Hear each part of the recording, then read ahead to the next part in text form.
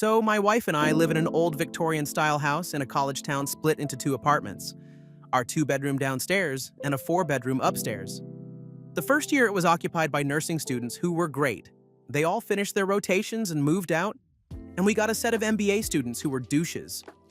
At first we thought, oh, they're young, we'll politely complain when they don't clean up their dog crap, we'll have a Tuesday night kegger, saw them play COD so loud it rattles our windows. They'll figure it out and it will be okay. Well, it wasn't. Their response to our requests were annoyance and non-compliance, which opened the door up for me to engage as passive, aggressive revenge tactics, and I have many stories from the year they resided above us. One Monday morning, after a pretty raging party upstairs, I came outside to find my car parked in by the upstairs neighbor my wife had nicknamed Kunthammer, CH for short. Now in the lease, we had exclusive use of the driveway. Upstairs, we're supposed to park on the street. However, they often parked behind us when street parking was scarce. So I knocked on the door to get them to move the car so I could go to work. Only there's a problem. CH has left that morning on spring break vacation. He won't be back for 2 weeks. After I had recovered from contemplating exactly how much of a syphilis-ridden wank sock of a human being you would have to be to illegally park in your downstairs neighbor and then leave for 2 weeks, I rang the non-emergency police line and explained my situation. They tried to contact CH to no avail. So my legal recourse was to have the car towed to a legal, vacant spot on the street at my own expense, which, given I had to go to work, was what I would have to do. While I was waiting for the tow truck, I hatched a mature and a juvenile revenge plan. Juvenile plan first, I got a bottle of DOT3 brake fluid and a rag out, and, utilizing the extent of my artistic abilities, painted a big old cock and balls on the hood, with a pew-pew-pew of pee going over the roof and left it to bake in. The mature part of the plan came to fruition when the tow truck arrived. Our city has a penchant for street sweeping and tow cars enthusiastically when doing so. They had just put up signs down one side of our street, notifying that they would be sweeping in 4 days. I reserved a spot that side of the road for CH's car and had the driver put it there. I let him in on the plan, as he was contracted to tow cars for the city that day. He giggled a lot at my slowly emerging cock and balls artwork, and said he'd try and pick up CH's car early, knowing that if he was away for 2 weeks, his company would be able to rack up a nice storage fee. The day came, and the tow driver who moved the car came straight to CH's car and towed it. I had dropped a note in CH's letterbox explaining, without being rude, that he had parked me in and I had to have his car moved at my expense so I could go to work. Cue him coming back and furiously pounding on my door. "Where's my fucking car?" he demanded. I explained I had moved it to the other side of the street, into a legal car space, because neither the police or I could contact him. The city had swept the street last Thursday. They had towed it. He'd need to call the city. He stormed off, furious, only to return a few hours later. Apparently, the combination of the city's fine, the tow fee, and 10 days storage totaled over $1,000. And his car had been hilariously vandalized at the tow yard. He demanded I pay. I politely declined, suggesting that he might try small claims court if he could demonstrate I'd done anything I was liable for. He never took me up on the offer. The artwork had come out great. The car had been left in the rain, so the giant dick on the hood of his beat-up Civic had rusted in. Apparently, it even earned him the nickname Dick Wheels in class. This is a long one, but if you stick with it until the end, you will learn how I was framed and fired from my job, and accidentally set off a chain reaction that led to a staff overhaul with several managers being fired or moved to other restaurants. The general manager being fired and getting a divorce, and one of the managers being investigated by the FBI and ultimately arrested, as well as several of the workers being deported. Here we go. I used to work at an upscale restaurant, owned by a large corporate entity that owns several different restaurant brands. I worked there for about 1 to 2 years before they eventually fired me, but more about that later. First, I want to give an idea of my role there. My role at that job was a little of everything.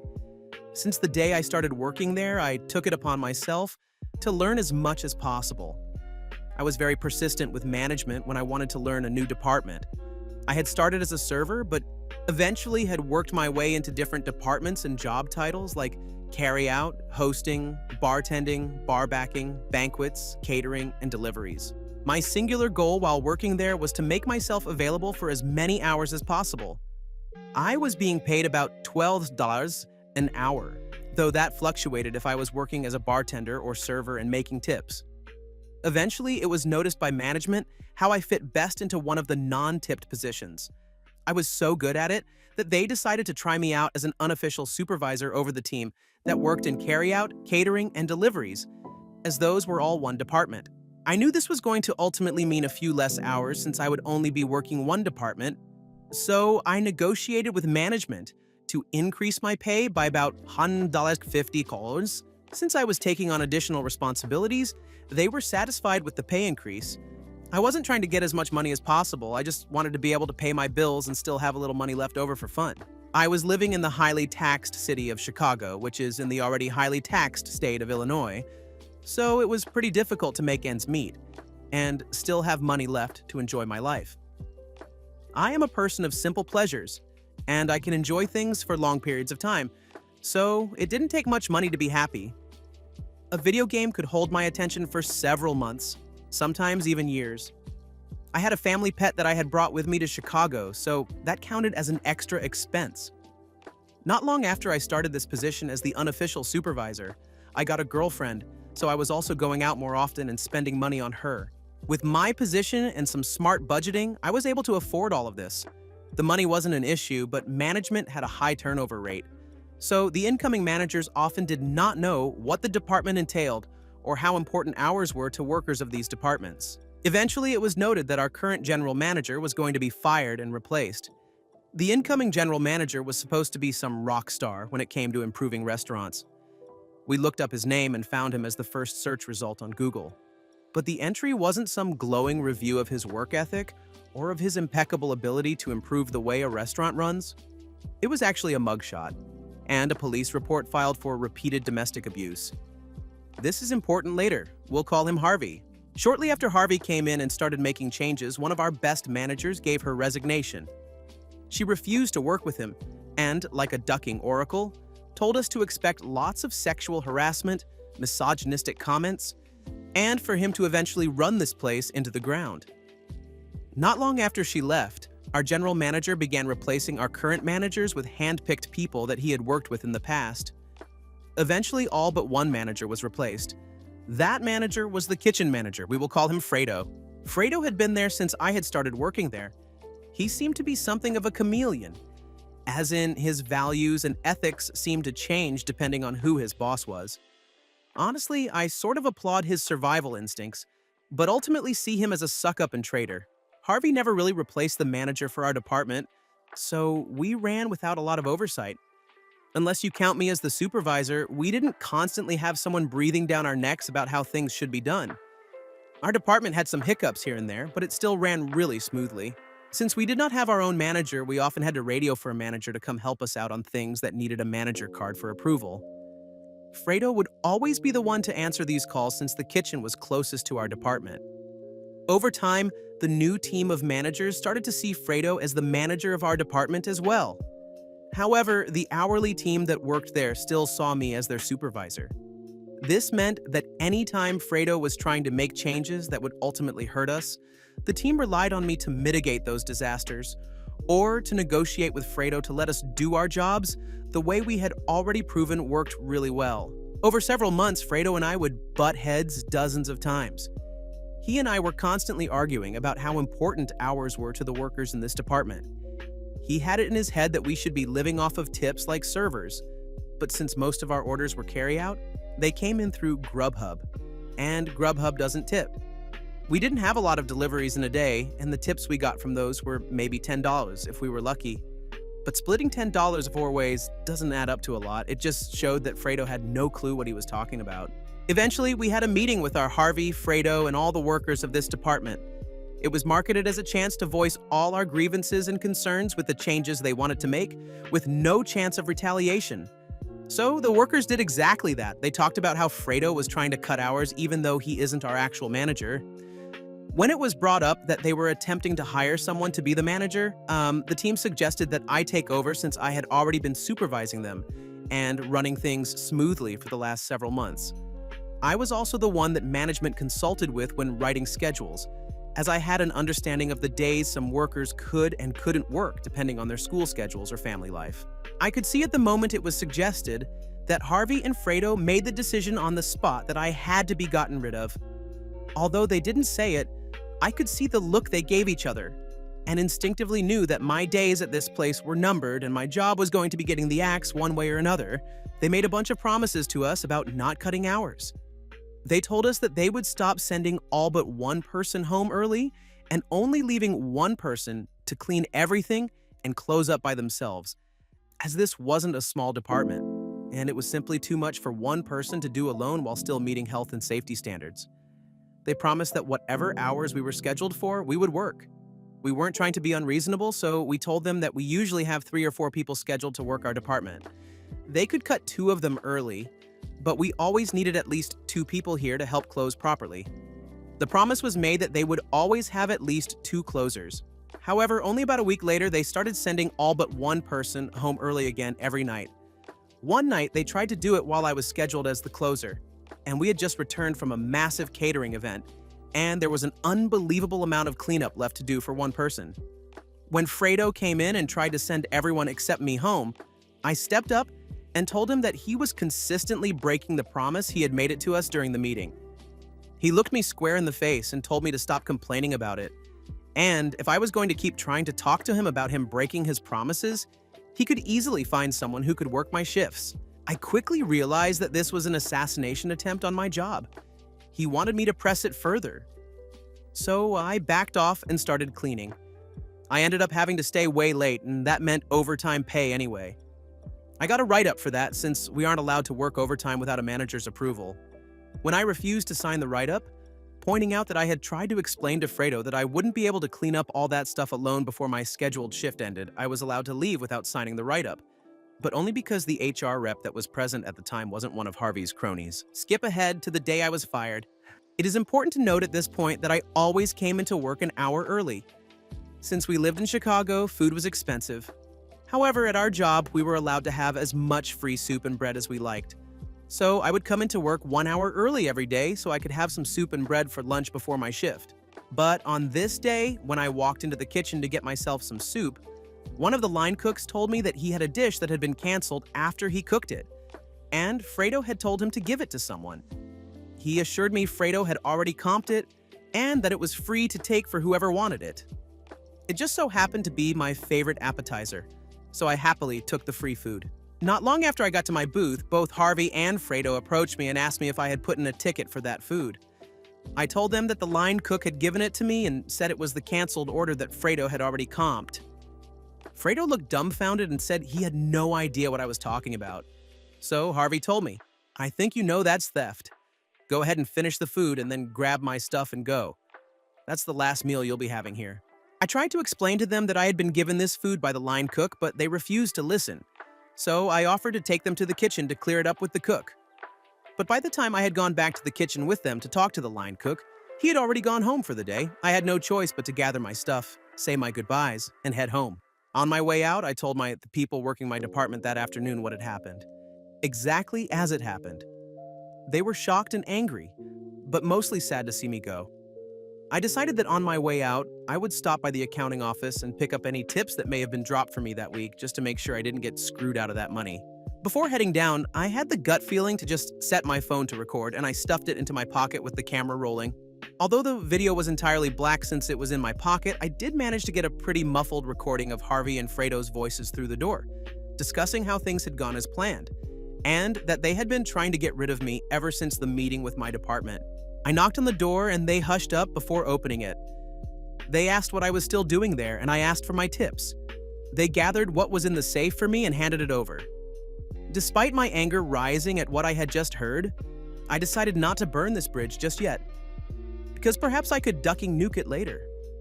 I offered a handshake to both managers, thanked them for the opportunity to work there, and left, making sure to pull my phone out of my pocket and record the front of the restaurant, with the sign showing its name and logo.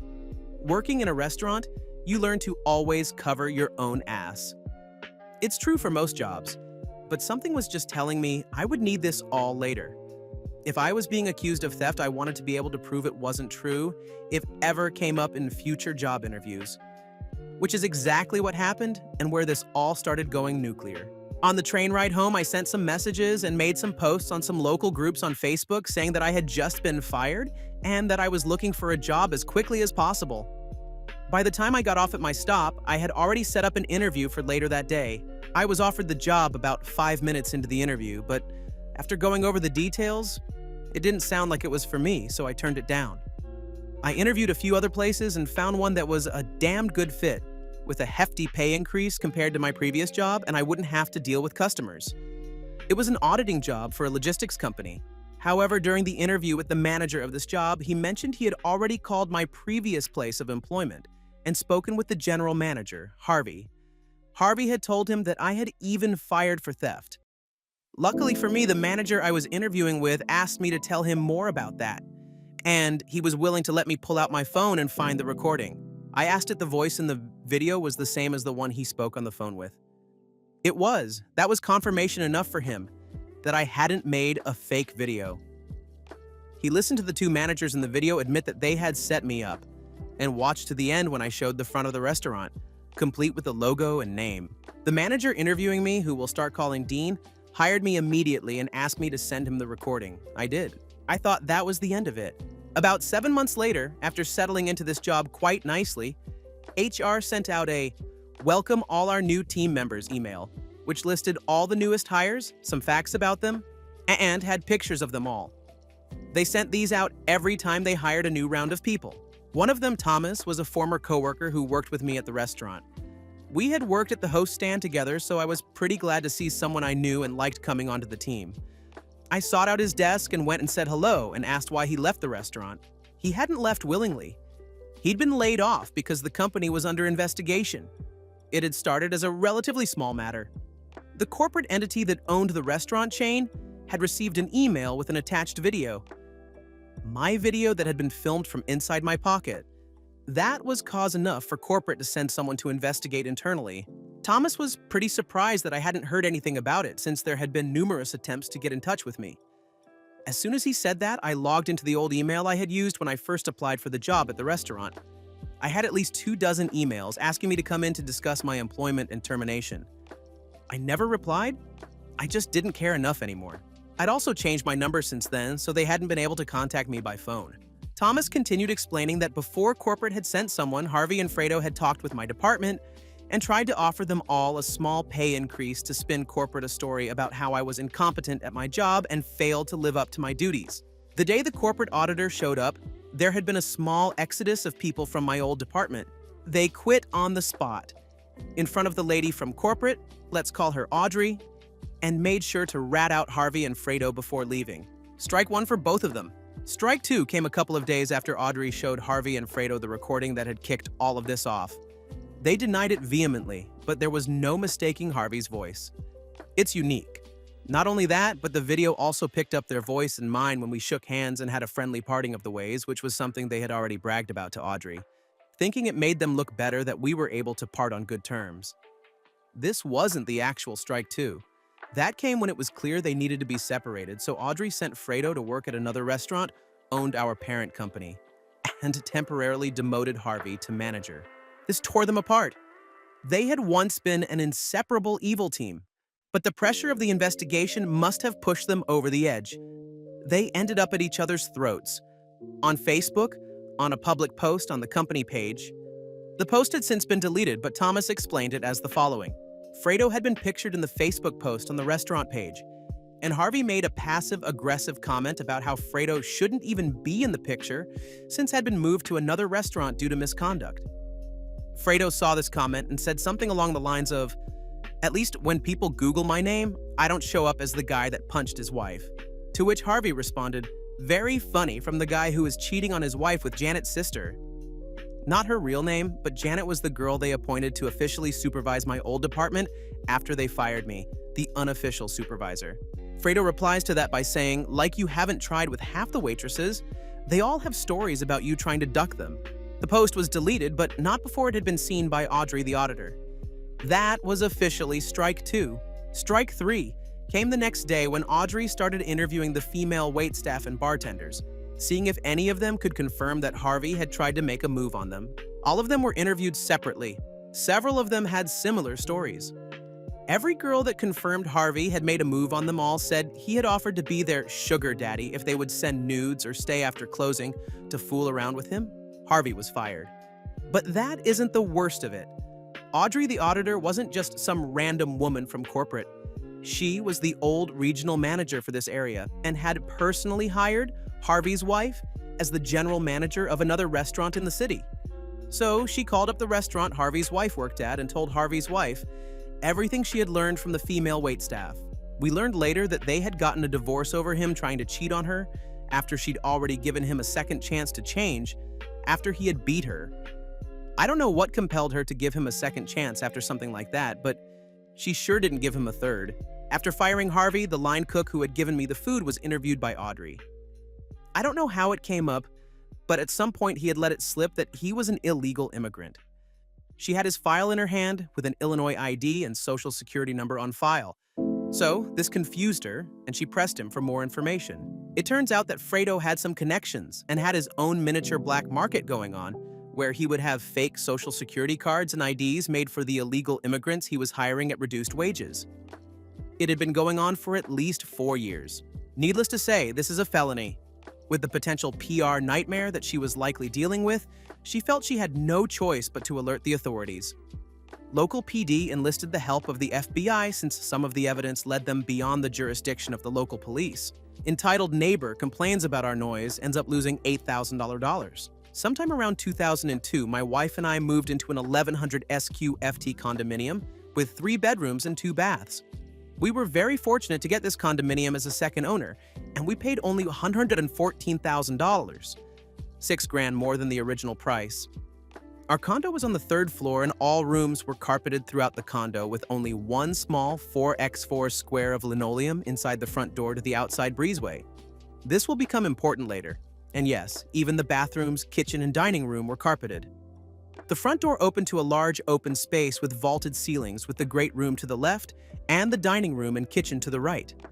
The kitchen area was separated from the great room with a wall that had a cutout over the kitchen sink, and we had a long hallway directly going out of the great room to all the bedrooms and straight in front of the front door. We got to know some of the neighbors and got along well with most of them. The neighbors directly below us were a young couple that were attending university and were nice and cordial with us. Shortly after they graduated, they rented out their condo to her brother and his college friends. The brother was a decent guy, and we mostly had no problems, except for one of his birthdays where their music and boisterous conversations and happy birthdays, etc. kept us up until 4:30 a.m. in the morning. My wife and I returned the favor by blasting our music the very next morning at 8:00 a.m. But we talked a couple of weeks later and all had a laugh about it and never had any real problems after that. Between 2004 and 2006, we changed all the flooring in the kitchen and dining room to ceramic tile, including the area in front of the front door, to avoid having to pay for carpet cleaning in the dining or kitchen area due to spills, or our young daughter throwing food on the floor from her high chair. In 2007, our cordial neighbors sold their condo to an older newlywed couple, late 20s to early 30s. Now, if anyone has lived in between a first and a third floor condo or apartment, you will know that it is the worst place to be if you expect silence. With kids or music, you will always have some noise that filters through the floor or ceiling. I don't know what they were thinking or expecting when they moved in there. I was blissfully unaware that the condo had been sold until one day, about a month later, I brought home a powered subwoofer and hooked it up to my home theater sound system around 6 p.m. I promptly put on an action flick with some big explosions and sat down to enjoy the new and improved immersive sound. After a little bit of gunfire and 2 explosions, I hear the doorbell ding-dong. I get up and immediately hear ding-dong again. I walk the 5F to my front door and open it to see my entitled neighbor, I'll call her Karen, standing on my doorstep. Me, hi, can I help you? Very agitated Karen. My husband and I are trying to enjoy a quiet and peaceful dinner. Can you please turn down whatever show you are watching? We can hear everything that's going on. Me, sure, sorry about that. She turned around and walked away. I closed the door, turned the subwoofer down a ways and the main volume down a bit and thought nothing of it. Shortly after the next round of gunfire and explosions, I hear the ding-dong, and then some rapid fire knocking at my door. I paused my movie and then I opened the door to see Karen again. Me, hi, what can I do for you? Karen, we can still hear everything from your show. You need to turn it down now. At this point, I was a little fed up with her crap and decided to call her on it. Me, you say you can hear everything? can you give me some of the last dialogue you heard? Karen, I don't know. I just know you're watching XXX show, so she was totally wrong. Me, no, I'm actually watching YYY movie, and here are the last 3 lines of dialogue. And I gave her those lines. Me, it seems you can't hear my movie as well as you're claiming. Karen, with blazing eyes and red in the face. I don't care, it's too loud. You need to turn it down. Me, actually, noise ordinance says I don't have to turn it down until 10 p.m. Karen, getting huffy. Fine, I guess my husband and I will have to go out to eat to get some peace and quiet. Me, in my most cheerful voice and waving, have a good night.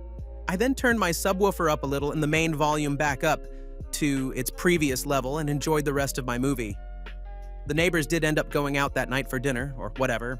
At our next HOA meeting, Karen stands up and complains long and loud about the noise. How she can hear kids jumping on the carpeted floor, we had a 4-year-old, and crying, we had a new baby, and hear us walking up and down our hallway and hear our music and movies and TV shows and how the Hispanic neighbors on the first floor play their music on Saturday morning so loud they can't sleep in and argue so loud they can hear every word, etc., ad nauseum.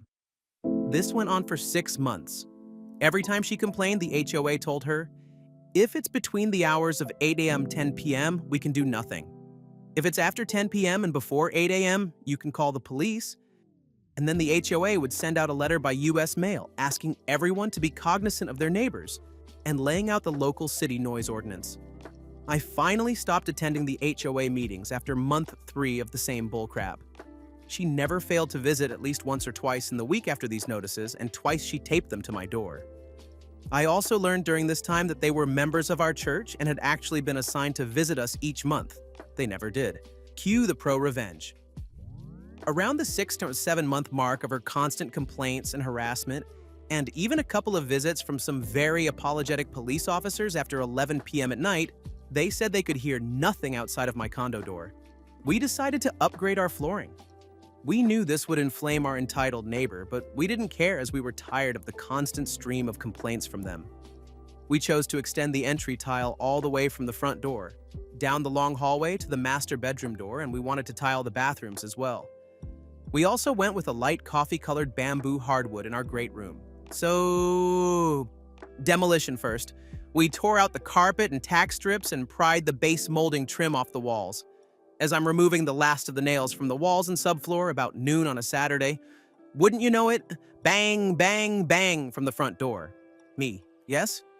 Karen, can you keep it down? I'm trying to have a pampered chef party. Me, sure. I promptly finished pulling or driving in nails and then proceeded to bang my hammer all over the subflooring, like I was driving loads of new nails for the next hour, and made sure to turn on my stereo to the local hard rock station and turn it up for the next 4 hours. FYI, the first floor neighbors were already blaring some great mariachi music.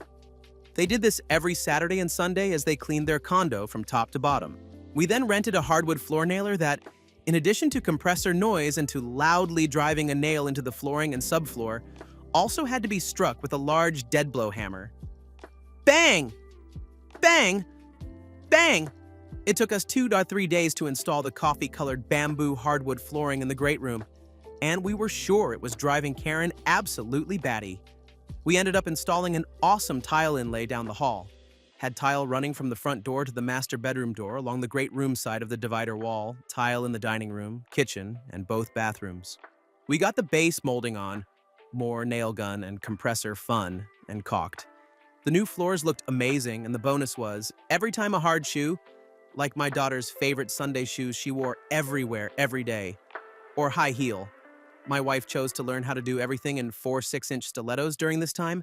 Struck the floor, it was like the impact echoed through our perfect floors. All this was due to our neighbor complaining. It was also in preparation to sell our condo as we had grown out of it by this time. We sold it within 1 month of listing at $160,000. During closing, the real estate agent for the new owners told us that the floors absolutely sold this place. We also sold at the very top of the real estate boom, right before the real estate market crashed. We later learned from some of our neighbors that within 9 months of our selling our condo, the second floor entitled Neighbors moved out and sold their condo for $30,000 less than we had and took about an $8,000 loss, and sent a letter of complaint to the HOA stating their condo was unlivable because of the noise from our incredible floors.